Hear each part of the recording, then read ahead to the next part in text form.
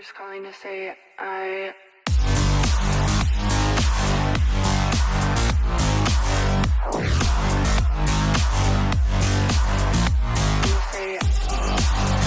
Just to let you know before starting anything is there's going to be a part 2 for this look. This is just going to be purely focused on the props themselves. That's the pentagram and the neck piece. So if you'd like to know how I made these, then the link will be in the description box.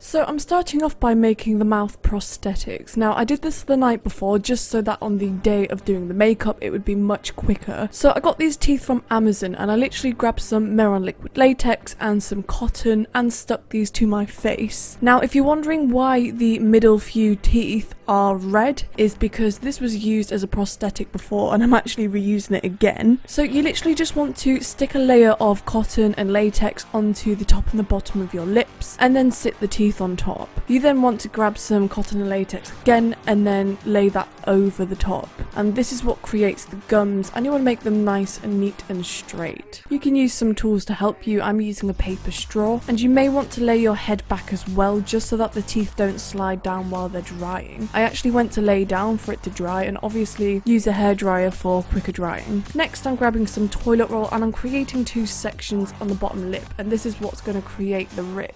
So you just want to build your way up slowly and add layers and layers and build up the thickness. Once it's dry, peel it off and that is prepared. Okay, moving on to the fun part. So now I'm just preparing my skin for some madness using the Mehron skin prep. And this was actually my first time bald capping, so I was really nervous at the time. So if you know how to bald cap already, feel free to skip ahead. But basically I grabbed some really strong hold gel, slicked my hair back, tied it as tightly as I could in a low ponytail. Really get that comb through the hair and get it as flat and as smooth as possible. And then I'm also using some extra hairspray just for some security. And for the bald cap today I was using the Kryolan Glatzan bald cap. And you want to take a marker or something and just mark away the obvious areas that are not going to be there. And then I'm just grabbing some Prozaid, applying this to both the bald cap and my skin, and then going in with a hairdryer to dry them. Once the Prozaid has dried on both sides, you then want to press this down as flat and as smooth as you can. Repeat the same steps all the way around. And once I got to my ears, I just grabbed some acetone and some cotton buds and melted away where the ears are and stuck my ears through. Then I'm just melting the rest of the edges, and this is what's going to give it a really seamless effect. This step is really important because this is the part that really gives bald caps away if not done correctly. I was really impressed with my first time bald capping. Moving on to the brows, you want to go ahead and block them as well. Again, I'm using Prozaid and I applied about 2 to 3 layers of this just because I really didn't want any hairs showing. Then you want to go ahead and set that with some setting powder. And then moving on back to the prosthetic, I'm just grabbing some Prozaid again and a hairdryer, and I'm just simply sticking this on. Making the prosthetics the night before was absolutely wonderful. Okay, so as you can see here, I'm actually adding a layer of black and white mixed together. I'm using the Mehron colour cups. All the products will be listed in the description box below. But halfway through I actually changed my mind and gave it more of a flesh toned colour. So just pretend I'm applying the correct colour in the first place. So maybe use some concealers, foundations in pale shades. Moving on to the arms. Now I didn't film this bit, but I filed every single needle so that it was nice and blunt and there wasn't going to be any stabbing happening. So please do that if you're going to create this. And basically I just grabbed some Mehron liquid latex and stuck these all up my arm. This took a lot of time. Oh my goodness. Just please be really careful with this and just please have some common sense. When you finish with them, put the lid straight back on and make sure that when you bend your arm it doesn't stab right into you. As you can see, I've grabbed a cotton bud and some liquid latex and started adding layers on top of the needles, and this is what creates the illusion that it's actually going through your skin. Now you want to do a good few layers and build up the thickness of this because one layer is definitely not going to be enough. And from my own personal experience, out of all the latexes that I've tried, Mehron liquid latex is actually #1 because it's nice and thick and gloopy, which is perfect for stuff like this. If you're going to use a latex that's really runny, I think this is going to be really difficult. Next, grabbing the Mehron Rigid Collection Scarring Liquid, I'm just creating the patterns on my arms. And then when that dried, I applied a good few layers so it really intensified the effect. It's all about humanity.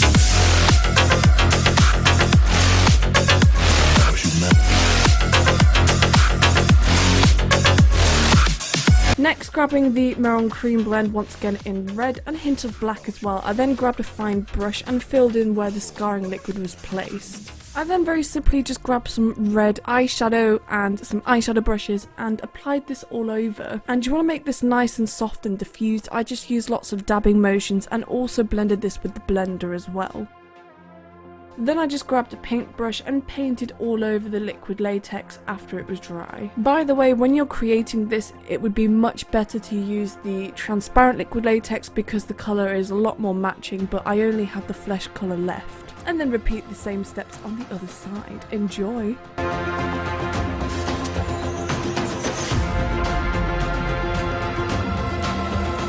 For the pentagram, this was actually really simple. I just stuck my hair through the bottom hole and then stuck it through the top holes as well and wrapped it around. Then I just pushed the hair grips through the bald cap into my hair. You want to use a good amount of hair grips to really secure this in place. If your hair's not long enough to do this, then I'd recommend maybe trying to use some sort of material. I know you can see my hair wrapped around the pentagram when I move around, but if I was to go out in this look to an event or something, I would definitely figure out a way to hide it. Like perhaps stick some material over the top, but because I was just filming on camera, this wasn't really necessary. For the skin peeling off my face, I grabbed some liquid latex and poured this onto a flat surface. Now, don't be a stupid idiot like me and not put some walls around because I was extra lazy, because this is what happened. Oh god, oh god, oh god, oh god, oh god, oh god, oh god.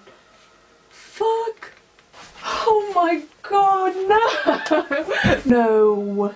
Or you could have just done it like the normal way and just add some layers and layers until you built up the thickness, but again, I was in a real huge rush and just decided to go all in. Looks like a giant pancake. This is a disaster, guys. Don't do this. Once the latex was dry, I then grabbed some baby powder and coated the entire surface. I then peeled it off the table and powdered it as I was peeling off because I didn't want the latex to stick to itself. Oh yeah, baby! Oh! How fucking satisfying is that?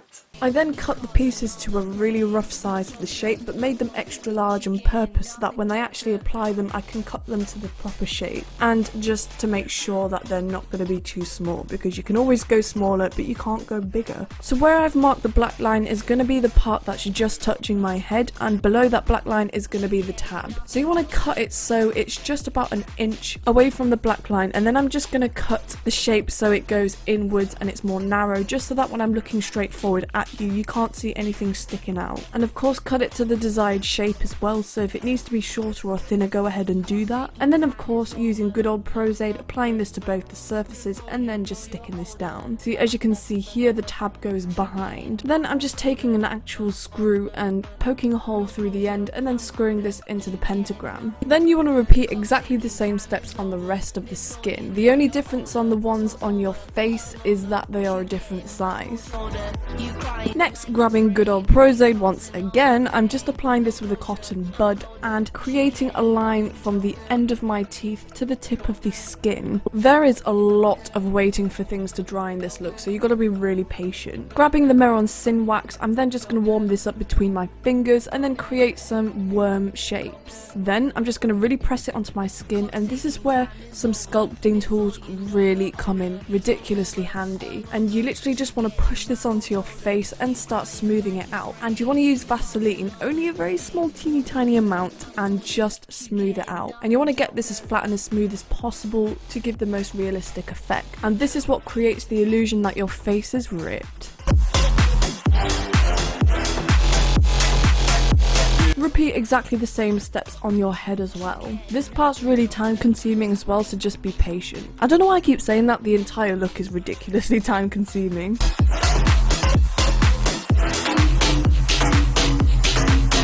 once you're happy with your shapes, I'm just applying some IPA with the sponge just to dry out the Vaseline. And then I'm going in with a wire sponge and gently dabbing the surface, and this is going to create texture and pores, and this is going to create a realistic finish. And here's the bit where I changed my mind and finally corrected the colour using concealer. Then I'm just taking some setting powder and setting it. I'm applying the white cream paint onto the skull areas, and then I'm grabbing the Mehron Pro Color wheel and applying red on the insides of the face. Then taking the darker shade, you want to apply this on the outer edges as well, and this is what's going to create some realism and depth. Apply your contacts. I'm using Mesmerized Black Celebre. You can use my code GothSpectrum for 10% off. Just be careful when applying these while you've got makeup on, because obviously you don't want to get makeup in your eyes. Then grabbing some eyeshadows, I'm using a mixture of some blacks and greys. I'm just going to really gently start adding some shadow onto my eye sockets areas and my nose and underneath my eyes as well. And this is just going to create some more depth and some more character, I guess. And you want to really take your time with this and build it up slowly. You really don't want to overdo this. A tiny amount of product goes a really long way. Next, grabbing the neck piece, you just want to very simply slide this on, nice, quick, easy and simple, and then you want to paint the rest of your chest in white. And then you just kind of want to repeat the same steps like you did on your arm. So you want to create some cool looking symbols. I don't even know what these mean, they're just some random lines and circles. And then I didn't actually film this bit, but I grabbed some craft foam and cut these cool looking blades using a craft knife and painted them in a nice metallic silver. I then grabbed good old Prozaid and stuck these on my chest. Add the red eyeshadow and then bouncing onto the face. I really should have done this before I stuck this on my face, I think, but I just grabbed the red and coated the rest of the red on the skin. This was actually really awkward to do because the pieces are quite delicate and I didn't want to pull anything off, but we got there in the end. Then I'm just grabbing a mixture of some eyeshadows and the Pro Color wheel. I'm just creating kind of like bruises, veins, and giving it a bit more of a dirty look. I've also painted the inside of the mouth, which now that I look at it, I actually really wish I just left it skin colored, but it still looks cool. Again, you want to make sure that you apply the darker colors on the deeper areas and the brighter red on the more open areas. Grab some scissors and twist and poke a hole through your lips on both sides. Just be really careful with your finger. And then, alright, just ignore the fact that I'm actually applying blood right now, but before you want to apply the blood in your skull, you want to apply the dark colours from the Pro Color wheel or some black eyeshadow around the outer edges of the skull. This is going to create the effect that it's a lot more realistic and it's really inside your head. Okay, now moving on to the blood. So go crazy. I'm just applying some drips coming from the skull, from the mouth. I've grabbed the wire sponge and stippled this in some random areas, and then grabbing the Pro Color wheel once again, you want to grab some IPA and dilute mainly red and the dark blue, grab a fine brush and create some veins. For the cherry on top of the cake, I'm grabbing the Pro Color wheel once again. I'm grabbing a shit brush. I say shit brush because it's just this big, frayed, shitty looking brush. You then want to dilute it, like I said before, once again, into a liquid, and I'm just using again the reds and the purples. You want to splatter this all over your face and your neck, and this is going to really create some texture, realism, and honestly this makes a huge difference. Woo! Thank you so much for watching my 10-year long tutorial. I really hoped you enjoyed it and you found it helpful. Not gonna lie, this is my absolute most proudest creation in the history of my creations. I am so fucking proud of myself and I can now die a very happy person. If you like this video, please let me know by giving it a thumbs up. Feel free to hit the subscribe button and also feel free to follow me on Instagram, Facebook and TikTok at GothSpectrum. See you next time!